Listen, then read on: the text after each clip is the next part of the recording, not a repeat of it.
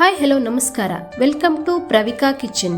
ಇವತ್ತು ನಾವು ತುಂಬಾನೇ ಟೇಸ್ಟಿ ಆಗಿರುವಂತಹ ಪತ್ರೊಡೆ ರೆಸಿಪಿನ ನೋಡೋಣ ಬನ್ನಿ. ಈ ರೆಸಿಪಿನ ಮಂಗಳೂರು ಕಡೆ ಹಾಗೂ ಮಲೆನಾಡು ಕಡೆ ತುಂಬಾನೇ ಮಾಡ್ತಾರೆ. ತುಂಬಾನೇ ಚೆನ್ನಾಗಿರುತ್ತೆ. ಕೆಸುವಿನ ಎಲೆಯಿಂದ ಇದನ್ನ ರೆಡಿ ಮಾಡ್ತಾರೆ.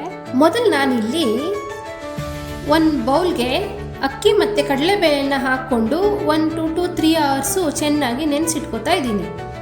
ನಂತರ ರುಬ್ಕೊಳ್ಳೋಕ್ಕೆ ಅಂತ ಒಂದು ಮಿಕ್ಸಿ ಜಾರ್ಗೆ ಕೊತ್ತಂಬರಿ ಬೀಜ ಅಂದರೆ ಧನಿಯಾ ಬೀಜ, ಜೀರಿಗೆ, ಓಂಕಾಳು, ಒಣಮೆಣಸು, ಶುಂಠಿ, ಬೆಳ್ಳುಳ್ಳಿ, ಅರಿಶಿಣ, ಕೊತ್ತಂಬರಿ ಸೊಪ್ಪು, ಹುಣಸೆಹಣ್ಣು, ರುಚಿಗೆ ತಕ್ಕಷ್ಟು ಉಪ್ಪು ಹಾಗೆ ಬೆಲ್ಲವನ್ನು ಹಾಕ್ಕೊಂಡು ನೆನೆಸಿಟ್ಕೊಂಡಿರುವಂತಹ ಅಕ್ಕಿ ಮತ್ತು ಕಡಲೆಬೇಳೆಯನ್ನು ಹಾಕ್ಕೊಂಡು ಚೆನ್ನಾಗಿ ದೋಸೆ ಹಿಟ್ಟಿನ ಹದಕ್ಕೆ ರುಬ್ಕೊಳ್ಳಿ. ನಂತರ ಫ್ರೆಶ್ ಆಗಿರುವಂತಹ ಕೆಸುವಿನ ಎಲೆಯನ್ನು ತಗೊಳ್ಳಿ. ಇದರಲ್ಲಿ ಹಲವಾರು ವಿಧಗಳಿದೆ. ಅದರಲ್ಲಿ ಮರಗಿಸ ಅಂತ ಬರುತ್ತೆ, ಮರದ ಮೇಲ್ಗಡೆ ಮರದ ಪೊಟ್ರೆಗಳಲ್ಲಿ ಬೆಳೆಯುತ್ತೆ. ಆ ಥರ ಕೆಸುವಿನ ಎಲೆಗಳು ಸಿಕ್ಕಿದ್ರೆ ಪತ್ರೊಡೆ ತುಂಬಾ ಚೆನ್ನಾಗಿರುತ್ತೆ. ಅದಿಲ್ಲ ಅಂದ್ರೂ ಪರವಾಗಿಲ್ಲ, ನಾರ್ಮಲ್ ಕೆಸುವಿನ ಎಲೆನೂ ಕೂಡ ಮಾಡ್ತೀವಿ. ಈಗ ಎಲೆಗಳನ್ನು ನೀಟಾಗಿ ತೊಳ್ಕೊಂಡು ಅದನ್ನು ಒರೆಸ್ಕೊಂಡು ಅದ್ರ ಮೇಲ್ಗಡೆ ನೀವು ರುಬ್ಬಿಟ್ಕೊಂಡಿರುವಂತಹ ಈ ಮಿಶ್ರಣವನ್ನು ನೀಟಾಗಿ ಹಚ್ಕೊಳ್ಳಿ. ಒಂದು ಕೆಸುವಿನ ಎಲೆ ಮೇಲ್ಗಡೆ ಇನ್ನೊಂದು ಕೆಸುವಿನ ಎಲೆಯನ್ನು ಇಟ್ಬಿಟ್ಟು ಚೆನ್ನಾಗಿ ಹಚ್ಬಿಟ್ಟು ನೀಟಾಗಿ ಅದನ್ನು ಸುರುಳಿಯಲ್ಲಿ ಸುತ್ತಕೊಳ್ಳಿ. ಕೆಸುವಿನ ಎಲೆಯಲ್ಲಿ ಐರನ್ ಕಂಟೆಂಟು, ಫೈಬರ್ ಕಂಟೆಂಟು ಹಾಗೆ ವಿಟಮಿನ್ ಎ ತುಂಬಾ ಚೆನ್ನಾಗಿದೆ. ಇದರಿಂದಾಗಲಿ ನಾವು ಇದನ್ನು ಸೇವಿಸಿದರೆ ನಮ್ಮ ಆರೋಗ್ಯಕ್ಕೂ ತುಂಬಾ ಒಳ್ಳೆಯದು.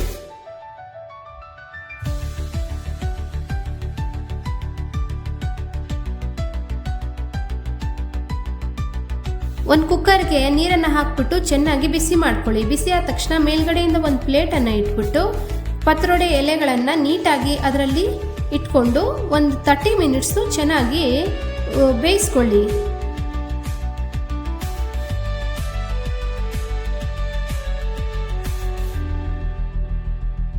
ನೋಡಿ, ಇದು ತುಂಬಾ ಚೆನ್ನಾಗಿ ಬೆಂದಿದೆ.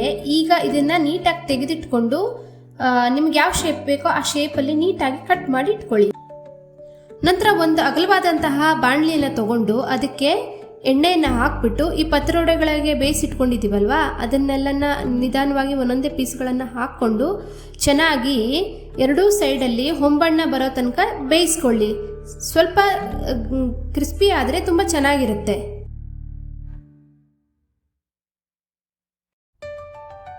ನೋಡಿ, ತುಂಬಾನೇ ಟೇಸ್ಟಿ ಆಗಿರುವಂತಹ ಹೆಲ್ದಿ ಆಗಿರುವಂತಹ ಪತ್ರೊಡೆ ಸವಿಯಲು ಸಿದ್ಧವಾಗಿದೆ. ಈ ವಿಡಿಯೋ ಇಷ್ಟ ಆದರೆ ಲೈಕ್ ಮಾಡಿ, ಶೇರ್ ಮಾಡಿ ಹಾಗೆ ನಮ್ಮ ಚಾನೆಲ್ನ ಸಬ್ಸ್ಕ್ರೈಬ್ ಮಾಡಿ.